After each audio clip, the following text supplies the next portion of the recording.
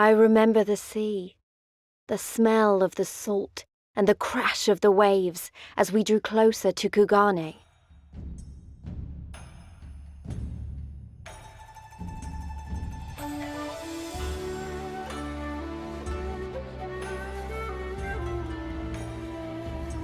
The only port open to outsiders in Hingashi, across the Ruby Sea from Ul'dah, from Doma.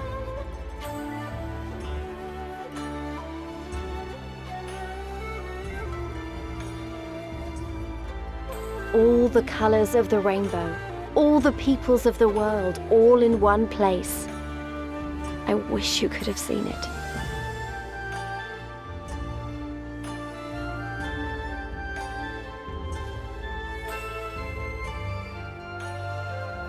The city of Kugane.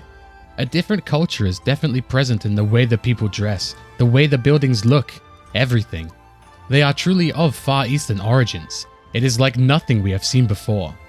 We don't even have time to adjust ourselves to the new locale before a man named Hancock finds us.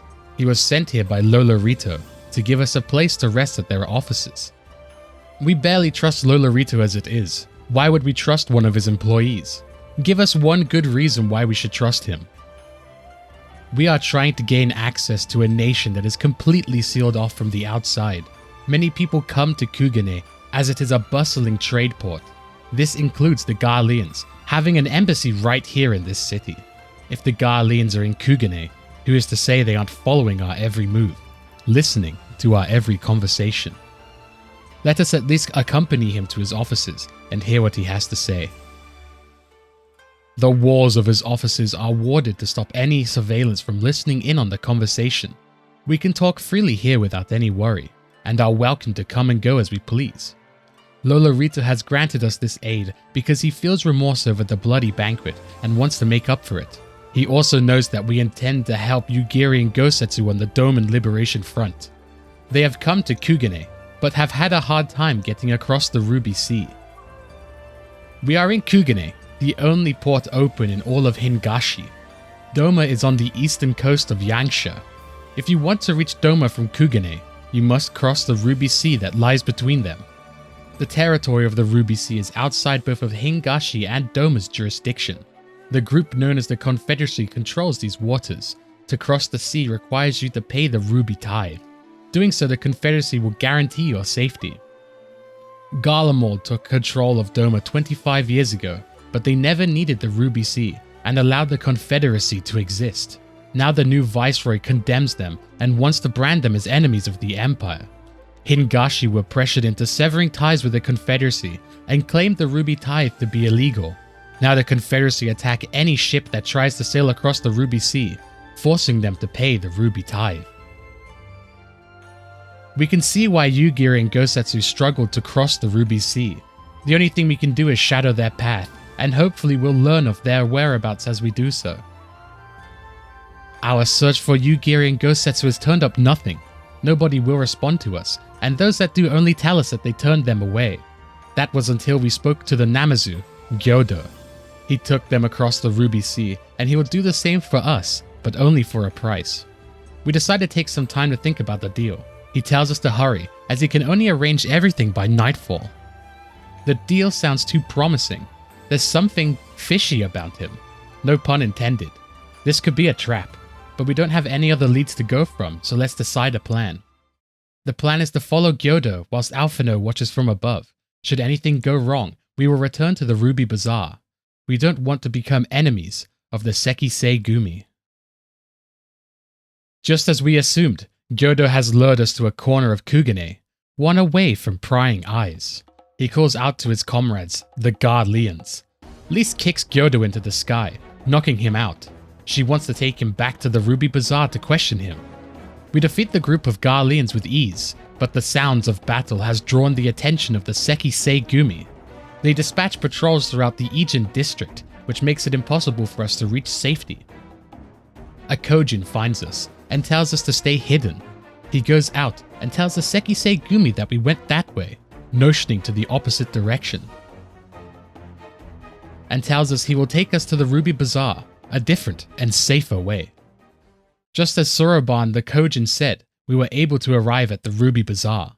Gyr will wake up eventually. Once he does, we will question him about Yugiri and Gosetsu. Soraban helped us because people don't want to trade with the Kojin. He saw us meeting with the East Aldenard Trading Company and saw an opportunity. He has helped save our lives. Now he asks that Hancock do business with him. The good deeds of Soraban doesn't end here. He also has a ship which we can use to take passage across the Ruby Sea. We won't decline such a gracious offer. Lise interrogated Gyodo and learned of Gosetsu's whereabouts. We hear Gosetsu shouting from inside the Sekisei Gumi training facility. We fear that he is in trouble, so we quickly move to where we heard the sound. Thankfully, he is not in trouble, but sparring with the Sekisei Gumi. He was arrested for fighting Imperials. He then convinced the Sekisei Gumi to let him go if he was able to beat 10 of them in a row. We tell Gosetsu that we have procured a ship that can take us across the Ruby Sea. He tells us that him and Yugiri have parted ways, as they believe it would be faster to find Lord Hien separately.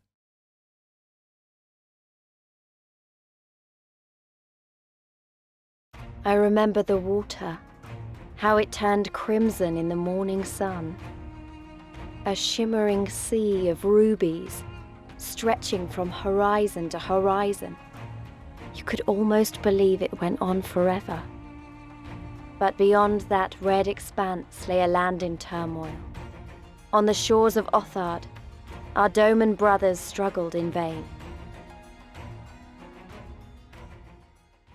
Certain customs must be followed before we can truly cross the Ruby Sea, specifically paying the Ruby Tithe to the Confederacy.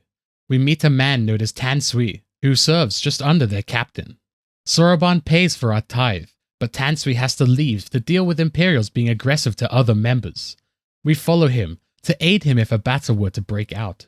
We spot an Imperial ship with a red shroud Kojin aboard. Tansui is trying to extort the ship for the Ruby Tithe, but the Imperial aboard the ship sends them away, as they do not need their protection. The only reason the Confederacy still exists is because they are so weak that the Garleans just ignore them. But go on, attack this vessel. Bring the ire of their viceroy. At such a threat, Tansui can't risk the destruction of his people, and allows the Imperial to leave. Normally the Imperials would be annoyed at the Ruby Tithe, but they've never tried to start a fight before. Not until the new viceroy came into command. She hates the Domans, and the people of the Confederacy are of Doman descent.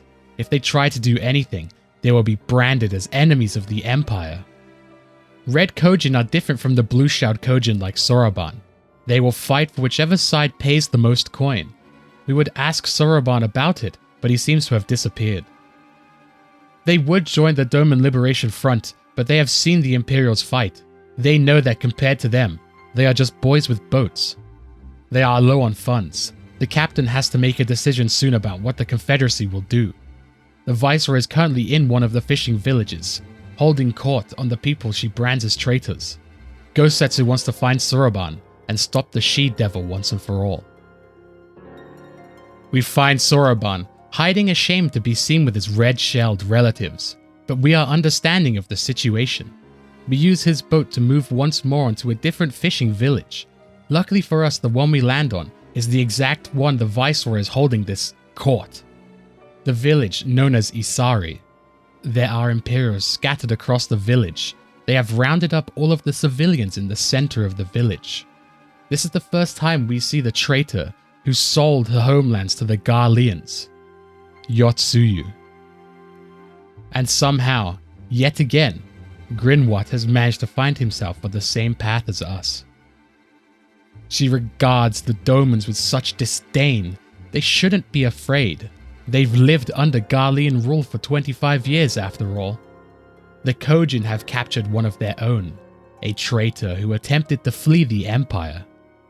A man leaps forward, pledging his loyalty to the Empire. She doesn't believe a single word he says, and instead offers him a gun. If he believes what he said, then kill the traitor. His drive for protecting his family outweighs his conscience.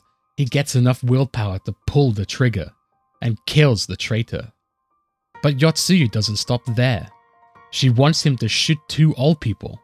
They are a burden to the Empire. But those people are his parents. He can't be expected to kill his own family. In a fit of rage, he raises his gun at Yotsuyu, but before he can pull the trigger, he is gunned down by her bodyguards.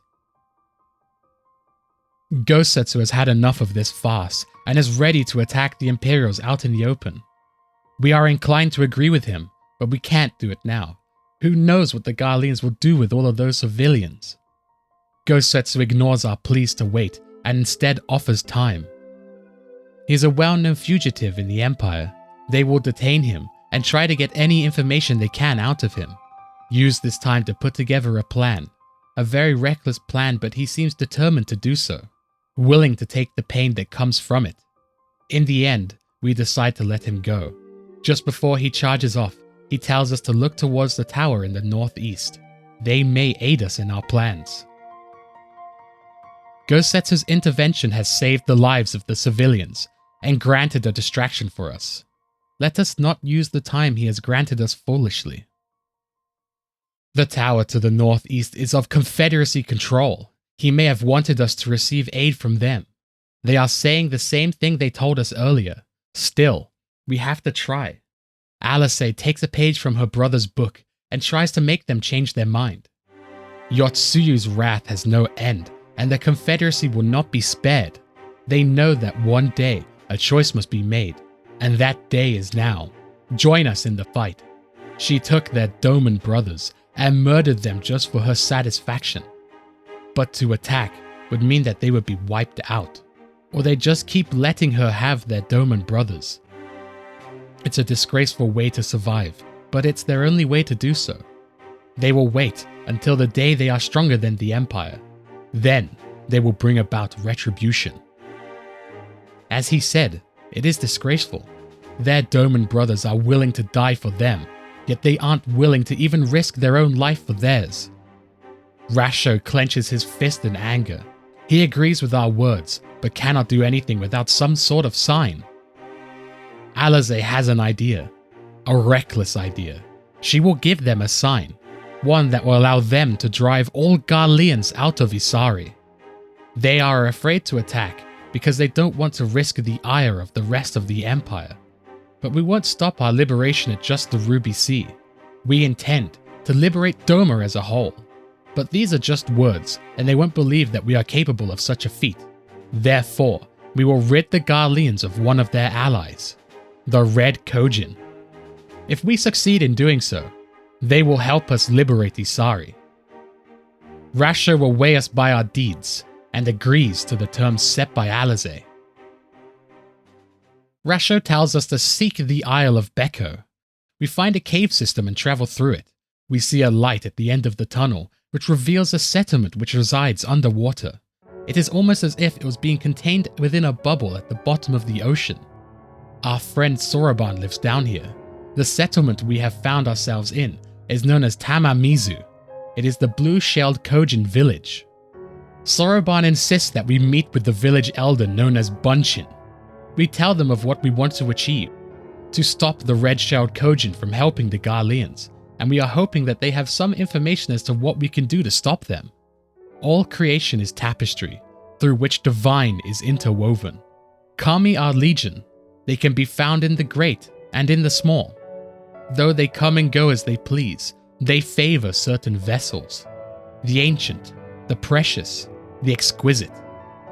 The Kojin hunt for those vessels and bring them home.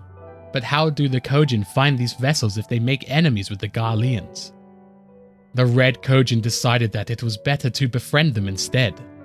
The Red Kojin act as mercenaries who covet money and power. The Garleans do not know the real reason as to why they covet them so, but to do it this way is twisted. The Kami will not tolerate their foolishness. The Red live by the sword, but the Blue live by the traditional ways of being traders. The wrongdoings of the Red falls upon the Blues, as man does not distinguish between the two. This also means that their trade is hurt in the process, which denies them of their treasures. The Red cannot be allowed to continue. There is a way to make the Red shells retreat, but to reveal the secrets, we must first forge a bond of trust between us. A bargain must be struck. We are tasked with giving offerings to the sea. Once that is done, the ritual can begin. Soroban wants us to listen to his words and let the words flow into our heart. He starts doing a chant. Suddenly water covers our entire body. With this blessing, we can now breathe underwater the same as we do on land. We don't feel any different at first, but jumping through the gate and ending up in the sea, we can truly breathe here as if it were air. Soroban will summon us a steed that allows for faster travel underwater. 3 manta ray appear before us. We need to take them to find the treasure. Only then will the Elder tell us the way to beat the red shells, so we can save the people of Isari. Speaking of Isari, we see a dusty old tavern. Gosetsu is being beaten by Grinwat as Yotsuyu watches. He speaks of her past, an orphan of the Neuri, a widow of the Sashi High. Before he can continue, she stomps on his head. She wants to see the Domans in agony perpetually. She cannot be satiated. Every single Doman will be used for her amusement. Instead of just beating him, maybe she should send Grinwat to take the Lord's head. Just as he did to her, she speaks of his past. Lord Kaien, how did it feel for Gosetsu to fail that day?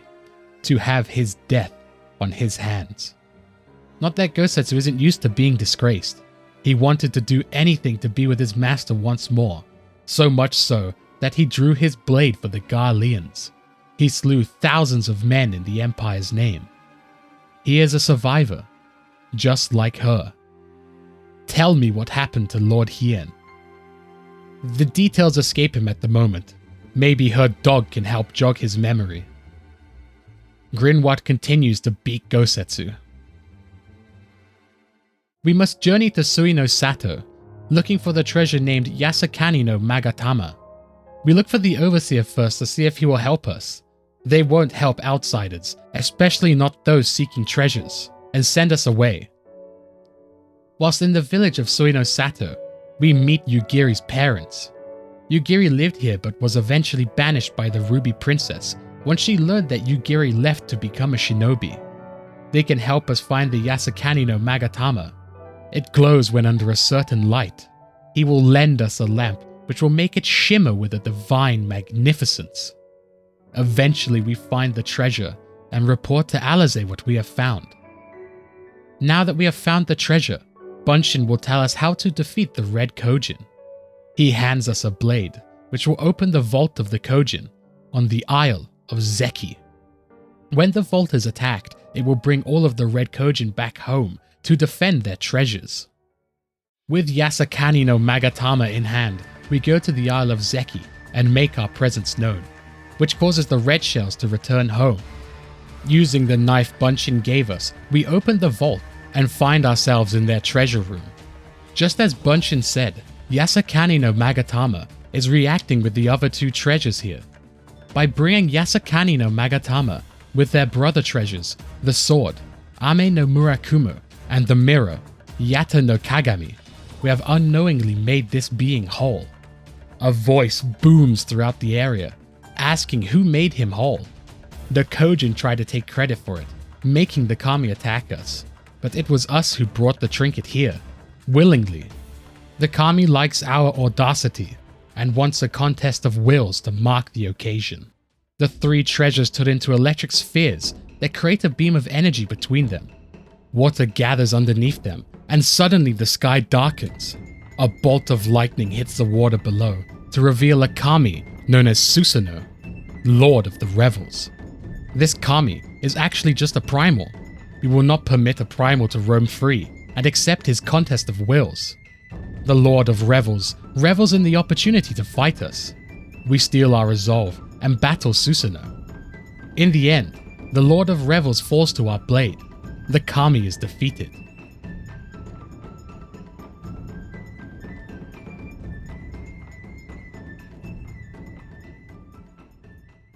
As we are dealing with the Red Kojin, the Confederacy is taking their forces to Isari. At this point, the red shells would have swarmed them by now. Soroban reports to them that we have infiltrated the Isle of Zeki and caused the Red Kojin to fall back to their home. The Garleans are now lacking the support of the Red Kojin, so there's never been a more opportune time for them to attack. Rasho gives the order to fight for Isari and save their people. They will uphold their end of the bargain. They will remind the Garleans who the sea belongs to.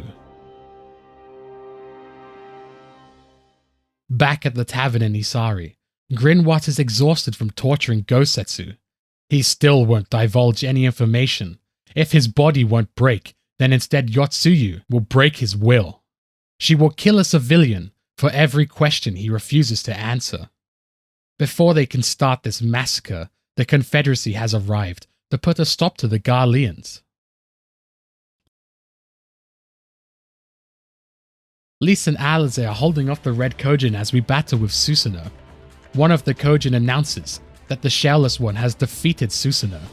The Reds still seem ready to fight, even after the defeat of their Kami. Even though the Red Shells aren't strong, they are many in number. We can see a signal fire burning from Isari, assuming that it must be the Confederacy. Alize will hold off the remaining Kojin, whilst we find out what that signal flare was. Back at Isari once more, we see that Gosetsu and the others are alive. The rest of the Garleans fled after they realized the Red Kojin wouldn't be coming. Sadly, Yotsuyu managed to escape. To the eyes of the Empire, it seems that the Confederacy attacked because of the Viceroy's action, and without any outside help. But now the Confederacy needs to not do anything reckless. The Empire will always be watching. Doma shall be free. This we swear. Our next place to go to is Yanxia, the place where the rebellion began. Rasho gives us words of warning. Fear changes a man. Be careful about who we place our trust into. On the shores of Ul'dah, the Red Shell Kojin are above land, trying to move all of their treasure out of the vault, until they are confronted by Yotsuyu, who scolds them for leaving their post at the most dire time. They must be punished. Grinwat kills all of the Kojin. Hidden among their treasure is a blade. Yotsuyu takes interest in its craftsmanship and takes it back with her.